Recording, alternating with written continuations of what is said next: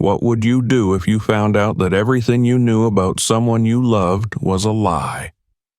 This is the shocking story of Elizabeth and Alex Smith, a couple torn apart by secrets, betrayal, and a truth that changed their lives forever. Stay with us until the end to discover the heartbreaking journey they endured. Don't forget to like this video, subscribe to our channel, and share your thoughts in the comments below. Elizabeth Smith sat at the kitchen table, sipping her morning coffee while the faint sound of birds chirping outside filled the room. Her husband, Alex Smith, had left early that morning for a work trip. It was a routine she was familiar with after nearly 4 decades of marriage. Alex was a traveling salesman, spending days on the road selling restaurant equipment to local businesses. Their 5 children, now grown with families of their own, often joke that Alex was married to his job just as much as to Elizabeth. But he always called, always made time to connect, and always came home. This morning felt no different, except for the unease Elizabeth couldn't quite shake. Later that day, their daughter, Layla, was on her way to a nearby town with her husband, Pete, to shop for some home improvement supplies. As they drove down a quiet stretch of road near a river, Layla spotted a familiar car parked on the shoulder, her father's car. Confused, she asked Pete to stop. The car was empty. The doors were locked, and there was no sign of Alex anywhere. Layla and Pete scanned the area and assumed he might be fishing nearby, as Alex often enjoyed taking time by the water when his schedule allowed. But as they walked along the riverbank, there was no trace of him. Panic began to set in, and Layla immediately called her mother. Elizabeth hadn't heard from Alex since the morning, but that wasn't unusual. He would typically check in during the evening once he was settled into a motel. Still, hearing the worry in Layla's voice made her heart race. Elizabeth suggested they call the local police. Layla hesitated but agreed, reasoning that it was better to be safe than sorry. Pete also decided to call nearby motels to see if Alex had checked in, but no one had any record of him. When the police arrived, they did little more than glance at Alex's car. Their disinterest was obvious as they questioned why Layla thought it was strange for a grown man to leave his car. Layla's frustration grew when the officers made subtle remarks about Alex's appearance, insinuating that a black man traveling alone might have been up to no good. "Maybe he just doesn't want to be found," one officer said with a smirk. Layla felt her stomach twist with anger, but knew arguing wouldn't help. Elizabeth refused to sit idly by. The next day, she visited the police station to file an official missing persons report. The officers, however, were dismissive. They claimed Alex might have walked off on his own, or even suggested he could have been involved in something illegal. "We've seen this happen before," one officer remarked, not bothering to hide his bias. Elizabeth's protests were met with condescension, and the investigation stalled before it could even begin. Days turned into weeks, and the family's hopes began to dwindle. Layla tried reaching out to local media, but coverage was minimal. A black man going missing didn't seem to capture anyone's attention. The community offered little support, with neighbors whispering behind Elizabeth's back. Some even suggested Alex had abandoned his family, feeding into stereotypes that black men were unreliable. Elizabeth fought back tears daily, grappling with the idea that the man she had trusted and loved for 37 years might have simply walked away from their life together. One morning, Elizabeth found herself staring at Alex's wedding ring, which he had left on the bedside table. He never traveled without it. It was a small detail, but it planted a seed of doubt. Why had he left it behind? Had something happened to him? Or was he trying to send a message? The uncertainty weighed heavily on her, and the lack of answers from the authorities only deepened her despair. Months passed with no leads. The Smith family, once known for their resilience, now felt fractured under the weight of Alex's absence. Elizabeth struggled to maintain her composure, putting on a brave face for her children while quietly breaking down in private. Layla continued to push for answers, calling local businesses, retracing her father's usual routes, and even hiring a private investigator. But the trail had gone cold. The small town's whispers grew louder. People speculated wildly about Alex's disappearance, with some accusing him of leading a double life or running from debts. The family became the target of pitying glances and veiled insults, their reputation tarnished by the community's judgment. Elizabeth could hardly step out of her house without feeling the weight of their stares. Despite the pain and isolation, Elizabeth refused to give up entirely. She clung to the belief that Alex would never willingly abandon her or their children. She remembered the kind-hearted man who sang to her on their wedding day, the father who taught their children how to ride bikes, and the husband who always returned home. But as the anniversary of his disappearance approached, even Elizabeth couldn't ignore the creeping doubts. The chapter ends with Elizabeth sitting alone at the dining table, staring at the empty chair where Alex used to sit.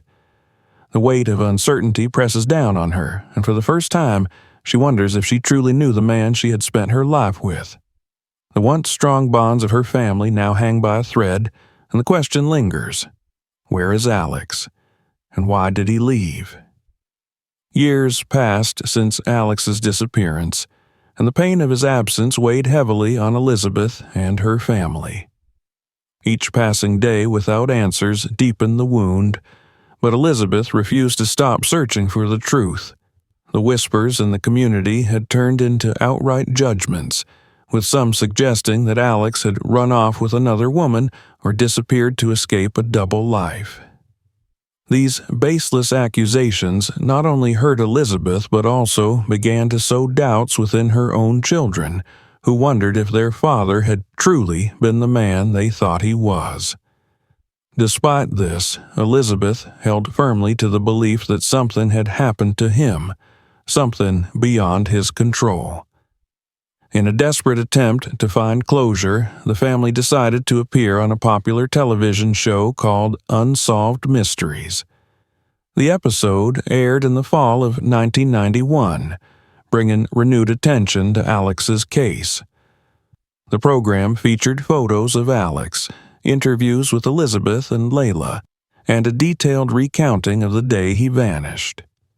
The show's producers highlighted the lack of police effort and the racial bias that had hindered the investigation. Elizabeth's tearful plea for answers struck a chord with viewers, and the phone lines lit up with tips and theories from across the country. One call came from Toronto, where a man claimed to have seen someone matching Alex's description working as a meat salesman in a local community. The caller described the man as quiet and reserved, someone who kept to himself but bore a striking resemblance to the missing Alex Smith. Investigators followed the lead, uncovering a name: David. This man was reportedly living in a boarding house and frequently traveled for work, much like Alex had. The similarities were too strong to ignore. When police visited the boarding house, they searched David's room and found a photograph tucked inside a drawer. It was a picture of Alex, unmistakably him, holding one of his grandchildren. The discovery was a shock, and it was undeniable that David and Alex were the same person. But the mystery only deepened. Why had he disappeared? Why had he chosen to live under a new name? And why had he left everything, including his family, behind? Elizabeth was overwhelmed when she received the news. Part of her was relieved to know Alex was alive, but another part was furious. How could he abandon her and their children without a word? The family sent a letter to the boarding house, pleading with Alex to come home and assuring him that, despite everything, they still loved him and wanted answers. Days turned into weeks with no response. Elizabeth's emotions swung between hope and despair, unsure if Alex would ever face them again.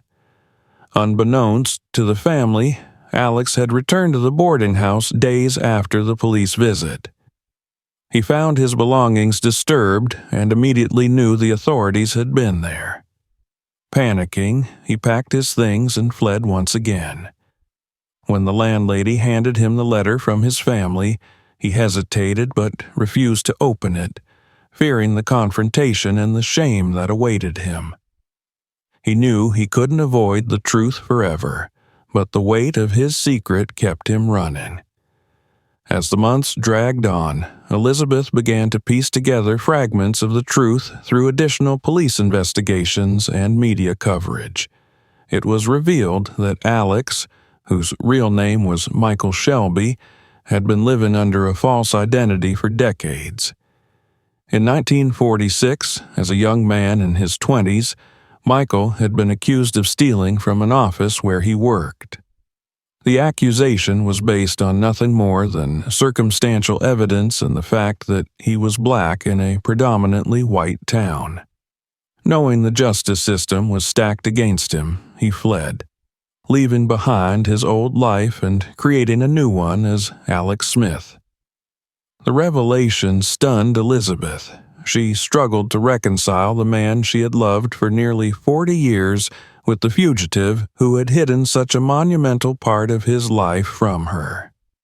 Layla and her siblings were equally shaken, questioning if they had ever truly known their father.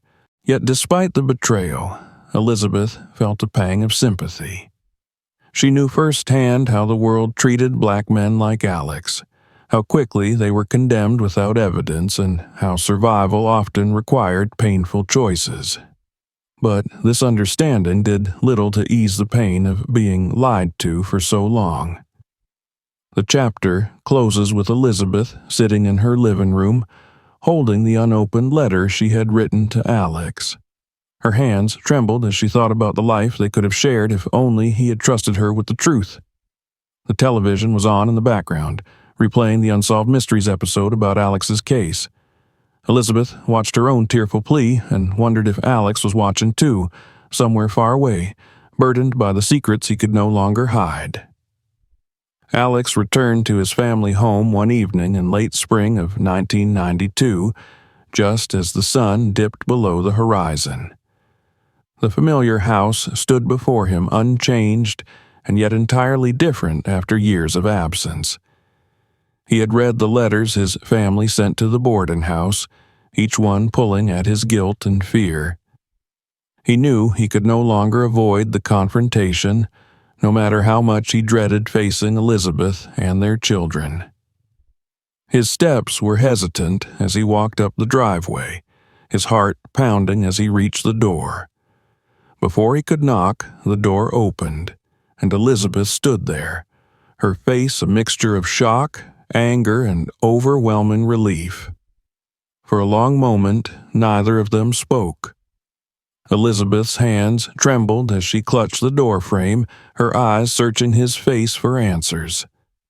Alex finally broke the silence with a soft, "I'm sorry," his voice barely above a whisper. Elizabeth stepped aside, letting him into the house, though her expression remained guarded. The living room was filled with memories, family photos, a worn couch where they had spent countless evenings together, and the faint smell of her cooking lingering in the air. Alex felt like a ghost in his own life, an intruder in a home that once belonged to him. The children arrived shortly after, each reacting differently to their father's sudden reappearance. Layla was the first to hug him, tears streaming down her face as she clung to him. The others were more reserved, their questions sharp and their emotions raw. Why did you leave us? Why didn't you trust us? How could you do this to Mom? The questions came one after another, their voices rising with each word. Alex sat silently, his head bowed, as they unleashed years of pain and confusion. Finally, Elizabeth raised her hand, silencing the room. "Let him speak," she said, her voice firm but trembling. Alex began to tell his story, his words slow and deliberate. He explained his real name, Michael Shelby, and the events that had led him to flee his old life. He spoke of the false accusation of theft in 1946 and how he had been targeted simply because he was a young black man in a white-dominated town. He described the fear that consumed him, the knowledge that he would never receive a fair trial, and the decision to run. He detailed how he built a new life as Alex Smith, meeting Elizabeth, falling in love, and starting a family. His voice cracked as he admitted that he had always feared his past catching up to him, but it wasn't until he approached retirement age that the weight of his lies became unbearable. Needing to provide documents for his pension, he realized he would have to reveal the truth, and instead of facing his family, he ran once again.